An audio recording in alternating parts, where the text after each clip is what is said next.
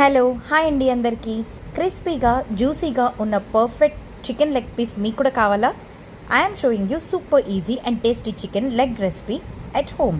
Out side style taste but simple ఇంగ్రీడియంట్స్తో ఎలా చేసుకోవాలో చూసేద్దాం. ముందుగా నేనైతే చికెన్ పీసెస్ని సాల్ట్ వాటర్ అండ్ కొంచెం లెమన్ స్క్వీజ్ చేసి కొంతసేపు వాటర్లో అలాగే సోక్ చేసి పెట్టుకున్నాను.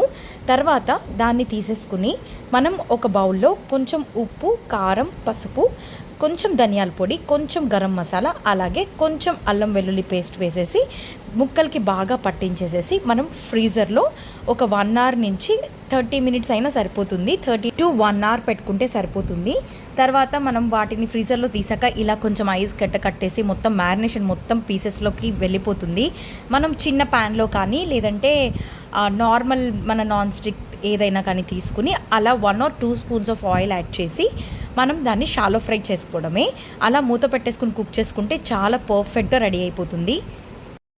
ఇంకా మనం దాన్ని దించుకునే టైంలో కొంచెం కరివేపాకు కూడా వేసుకుంటే ఆ ఫ్లేవర్ కూడా యాడ్ అవుతుంది. మీరు కూడా ట్రై చేసి ఎలా వచ్చిందో చెప్పేయండి. బాయ్.